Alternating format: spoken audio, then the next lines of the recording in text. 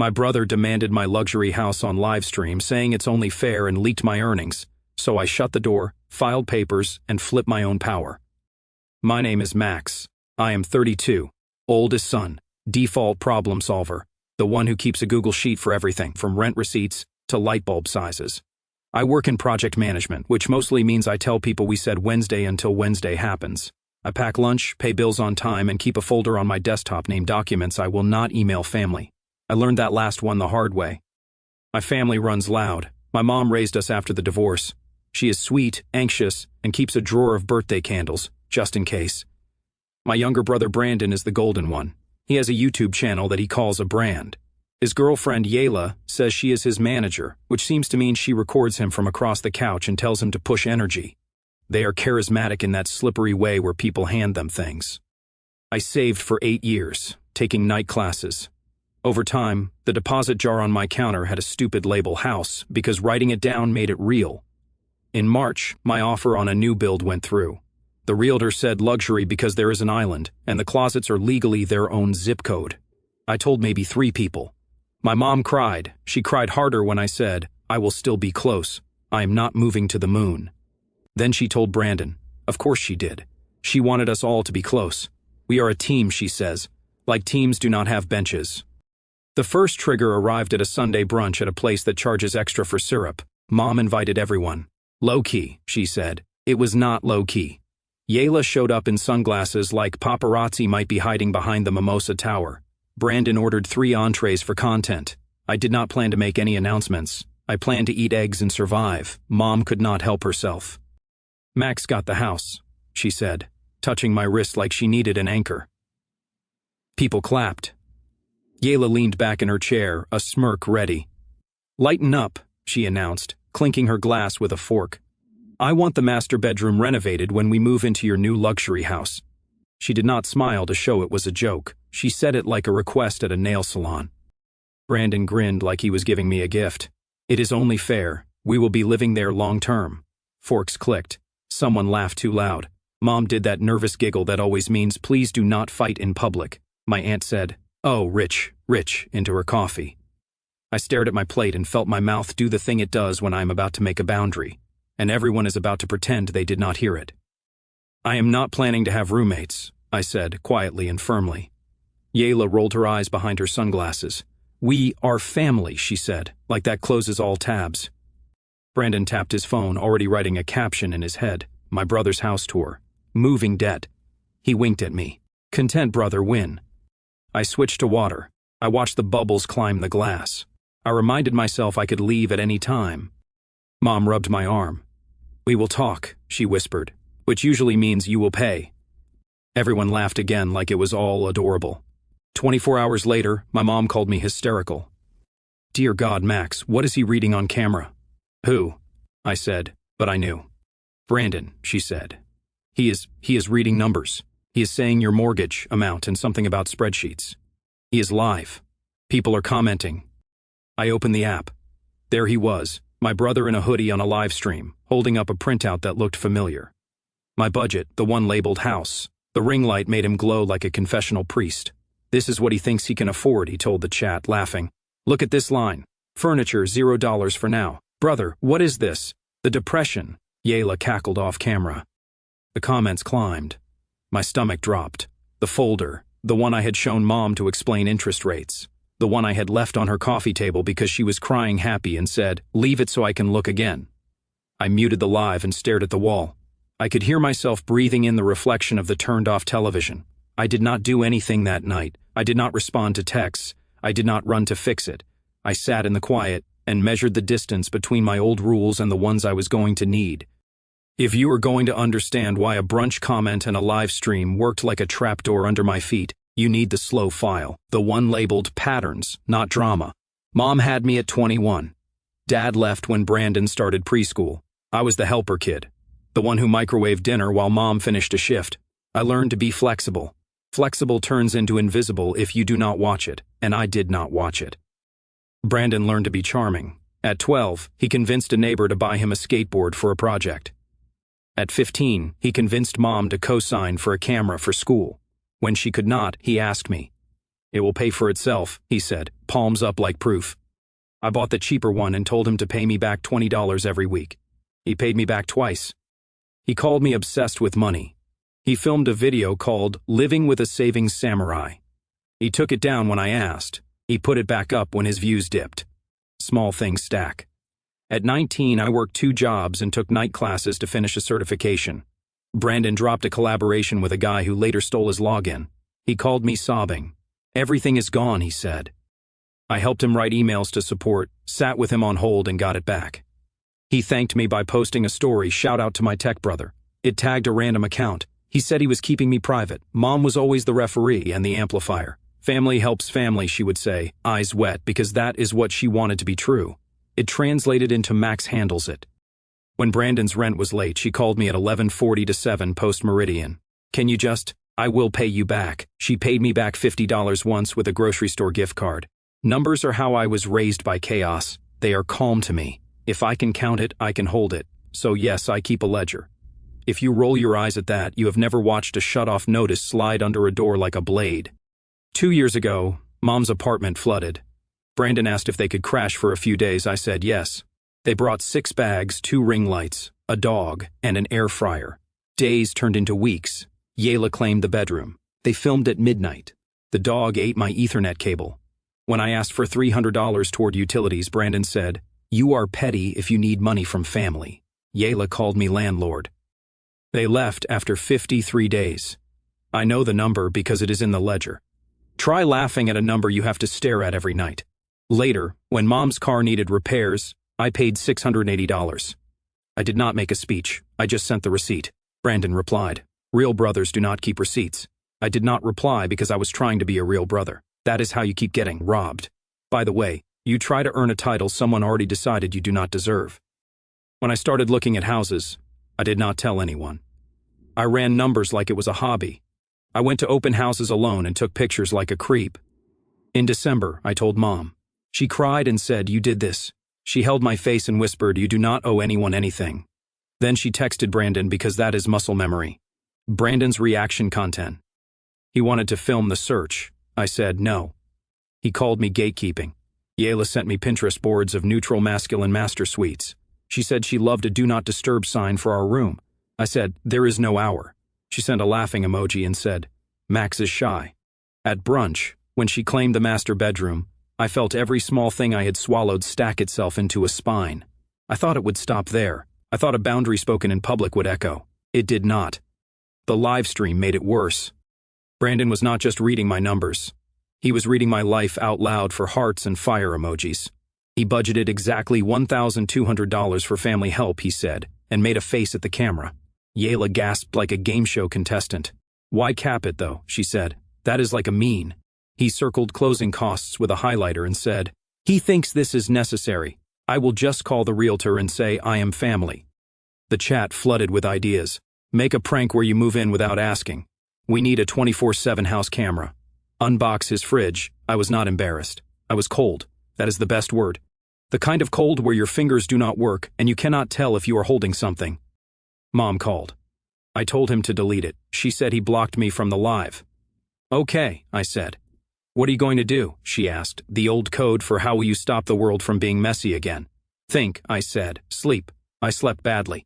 When I woke up, my phone had 27 notifications. 3 were nice. 24 were strangers telling me to share because he is your brother. Was Yayla. "Lighten up.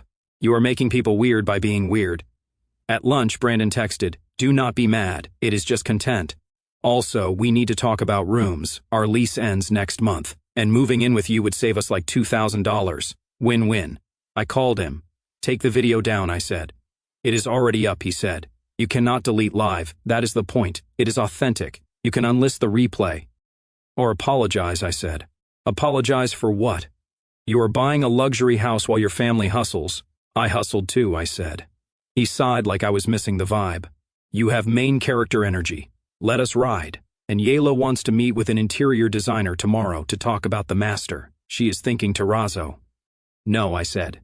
He laughed. "Brother, you have to let go of control." "I am letting go," I said. "I am letting go of being your safety net." He hung up. That night, my mom sent me a text. "Can we all sit down? I think we need to set expectations. Love you. She puts love you at the start when she thinks I will get mad. I said yes. I picked a time. I printed 3 things. A cease and desist template you can send for a privacy violation, a simple 1-page guest agreement a lawyer friend had given me months ago, and a list of numbers with the heading what I can afford without going under. When you have people who treat you like a credit card, you bring paper to conversations. Words float. Paper stops floating. The next day, the video doubled in views. Yayla posted a TikTok of swatches, caption, choosing vibes for our new master. Mom commented, proud of you both. And then texted me, sorry, wrong account. I counted to 10. It almost worked. By the time we sat down, I was calm. Calm like a locked file. We met at Mom's apartment because she likes to feed tension. She made a casserole and put 6 spoons on the table like spoons are neutral. The television was on mute, an old habit from when arguments were background music. Brandon and Yayla arrived 10 minutes late, ring light in a tote. No filming, I said at the door. Yayla pouted. You are killing the channel. Mom shushed her with bread. Let us talk, she said. She looked at me with that pleading face that used to turn me into a human mop. I sat on my hands so I would not start mopping. I put the folder on the table. Ground rules, I said, short and clear. Brandon took the chair across from me and leaned back like interviews were fun. Shoot. First, I said, take down the video with my budget. Stop referencing my house publicly. Do not say the address. Do not show papers. Do not show numbers. He smirked. You cannot control speech. First Amendment. I slid the cease and desist across. I can control use of private documents and identifiable financial information. I can also file privacy complaints. I do not want to do that. Do not make me do that. Mom winced. Yayla rolled her eyes in a full circle. It is just engagement, she said. Second, I said, no one is moving into my house. Not you, not your dog, not your ring light, not for a week, not for a month. Not until I die, not after I die. If you want to visit, cool. Give me a date. Stay for dinner. Leave by 10 post-meridian. Mom's mouth opened. But no, I said. I love you. No. Brandon's grin got mean. You think you are better? He said softly. You always have. I think I worked for what I have, I said. I think you think that makes me responsible for you. Yayla put her phone down. Be serious, she said. It is practical. We would save $2,000 a month. You will not even feel it. You are buying a luxury place. Do not be weird. Third, I said, ignoring the pitch. If you need housing help, we can talk about a short-term lease in a duplex I know. Market rate, written lease, deposit, quiet hours, no filming. Or you can cut your budget and get a studio. I will help you make a spreadsheet. Brandon laughed in a way that made my shoulders itch. You are obsessed with paper, he said. You do not care about people. I kept my voice low. Paper is how I protect people from me, so I do not resent them later, so I do not say yes and then bleed out in the bathroom because I cannot afford what I promised. He blinked for a second. Something like hearing moved behind his eyes. Yayla popped it with, You are so dramatic. Mom tried a different door. What about me, she said, small. Could I stay sometimes if I am lonely? Yes, I said. Call me. We will plan. You will have a key. It is your own code. That is different. Brandon pointed. Favoritism, he said, like he had invented the word. No, I said. Boundaries based on history. You do not pay bills. You take. You make content out of my life. You are not coming in. He went quiet. His jaw worked. The air thinned. He stood. You are making an enemy, he said. Of your own brother. I stood too. I am making a line, I said, between my life and your channel. Yayla scoffed. Okay, dictator, she said. What else? Fourth, I said, sliding the 1-page guest agreement across the table to Mom only. Anyone who stays signs one of these. It says things like, 2 nights maximum and no recording devices, and if you break it, you fix it. It is not a trap, it is a map. Mom touched the paper like it might bite. This is so official, she whispered. I am official, I said, with my life. Brandon knocked the folder with the back of his hand. The papers fanned. You are disgusting, he said. You act like we are strangers. You act like I am a wallet, I said. He shoved his chair. It squealed. Everybody thinks you are generous, he said. They do not see you counting. I see you counting. I count because no one counted for me, I said, and because you count on me to not count. Yayla folded her arms. We will make our own money, she snapped. We do not need your tiny little house. It is 2,400 square feet, I said, because I am me. She made a face, sad. Brandon grabbed his tote. "Do not call me when you need content," he said. "We will be fine." "I never called," I said. He went to the door. He turned. "You really think you are the hero?" he said. "You are just bitter because we figured out how to live." "I think I am tired," I said, "and I am done. This is not about revenge. This is about closure." He flinched at that. He left. Yayla followed, whispering, "Let him be broke with his spreadsheets." The door closed. Sound rushed back. Mom sat very still. She stared at the guest agreement. "I do not like this," she said. "I know," I said. "It makes me feel like I raised you wrong," she said, voice thin. I moved my chair closer. "You raised me to survive," I said. "Survival looks like this." She nodded without looking up. "He will be mad," she said. "He already is," I said. She put the paper down. "Can I still bring candles?" she asked. "Ridiculous and perfect." "Yes," I said. "Please bring candles." The next morning I emailed Brandon. Short, clear. Subject, no filming of my life, plus removed budget video. Body, these are my boundaries. Attachments, a real cease and desist drafted by an actual lawyer, which I paid for out of my family helpline item. A reminder that posting identifiable financial documents is a privacy violation, and a list of community resources for housing assistance because I am not a monster. He replied with a middle finger emoji. I replied with nothing. I packed my dishes in the stupid label jar. I picked up my keys. I drove to my closing and signed my name so many times my hand cramped. The pen had a weight I liked. The escrow agent said, "Congratulations," and I said, "Thanks," and nodded in a quiet way that felt like standing in a doorway before stepping through. The first week in the new house was noise, followed by unusual quiet. Movers in the driveway, plumbers, the builder doing a last walkthrough, pointing at like it mattered. Then the door closed, and it was my house making house noises. Air conditioner hummed, new wood crackled, ice dropped into the freezer like tiny avalanches. I slept on a mattress on the floor the first 2 nights. The island looked ridiculous without stools. I ate takeout sitting on a paint bucket and texted Mom a photo. She sent hearts. She sent, "Proud of you, kid." She sent a candle emoji. Brandon posted 2 more jabs. A short where he toured an IKEA bedroom set and titled it, "Designing Max's Master for Free," and a Q&A where he answered, "Would you move in anyway?" with "He cannot stop family."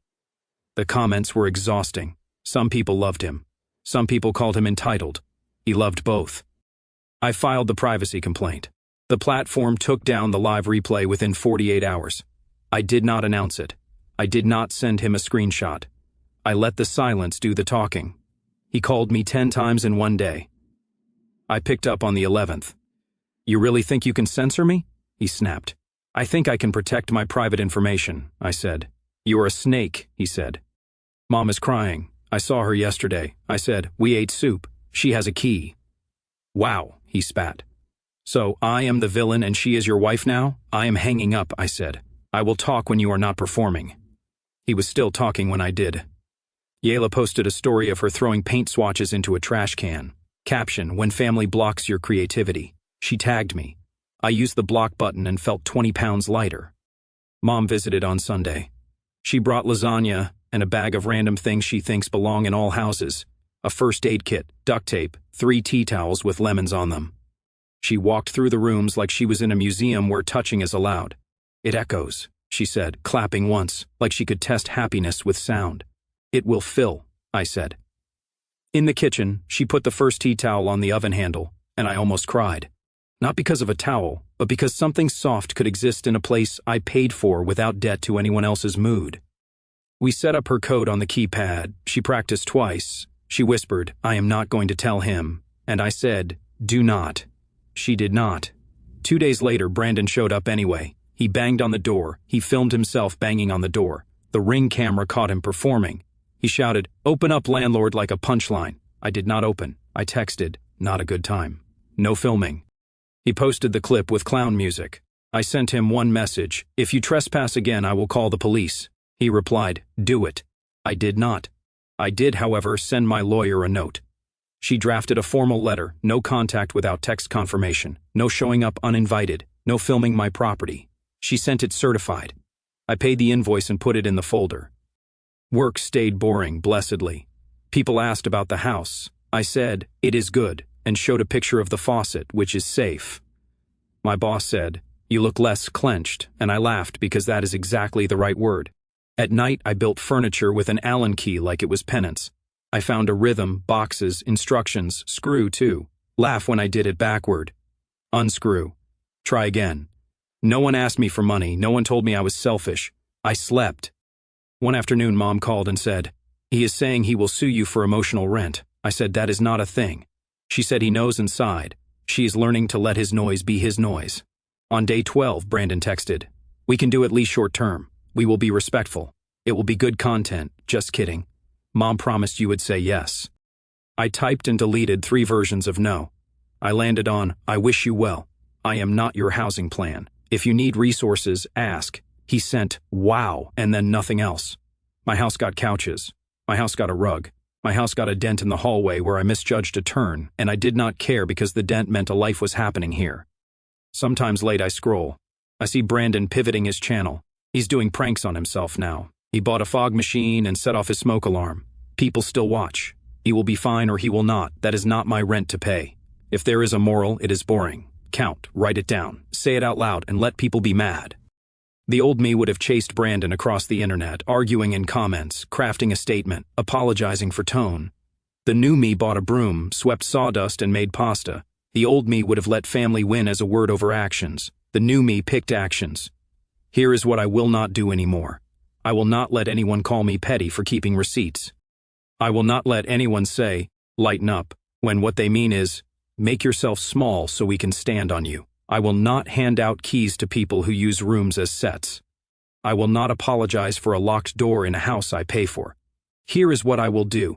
I will keep a line item for Mom because Love and History can share a budget. I will keep a guest agreement in the drawer next to the tea towels, not because I expect to use it every week, but because knowing it is there keeps me kind.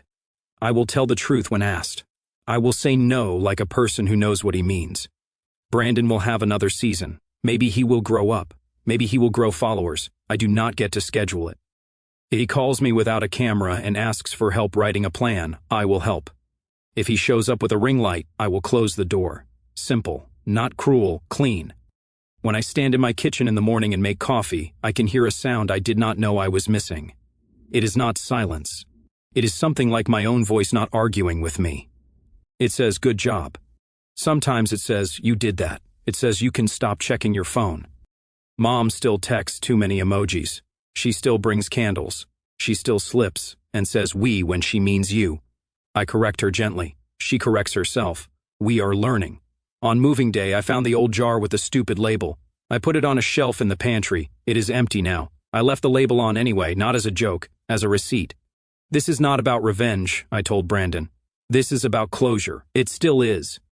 It is also about something bigger that is less dramatic and more useful. Being a grown man who understands that no is not a crack in love. It is the frame. If you are the Max in your family, here is your permission slip. You do not owe anyone the master bedroom in a house you have not even slept in yet. You do not owe the internet your budget. You do not owe content. You can decide what goes where and who goes where and when they leave. You can be generous without being a doormat. I am going to buy stools this weekend. Maybe I will pick the expensive ones. Maybe I will wait. Either way, I am the one deciding. That is the luxury, not the island, not the square footage. This, the choosing. The lock clicking at night. The clean line. The quiet that is not empty. It turns out closure sounds like a code beeping green. It looks like a guest towel folded once. It feels like not bracing.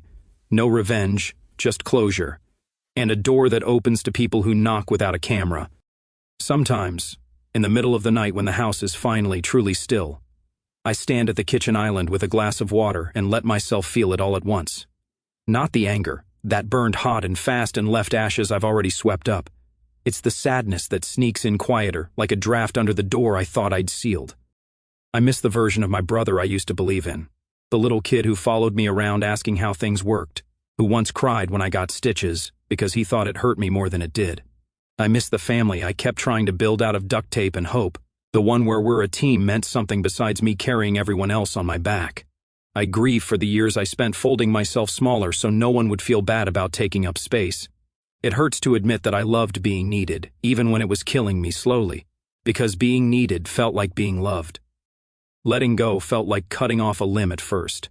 I waited for the phantom pain, for the guilt to scream that I was cruel, selfish, breaking my mother's heart. Some nights it did scream. I'd sit on the bare floor of the empty living room and wonder if Brandon was right, if I really am just a cold counter of dollars and receipts, too scared to live big and loud like he does.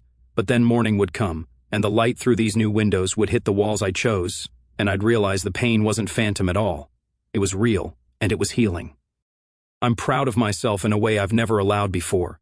Not bragging proud, not flexing proud, just a deep, steady warmth in my chest when I think, I did the hard thing. I protected the life I built instead of letting it be dismantled for someone else's story.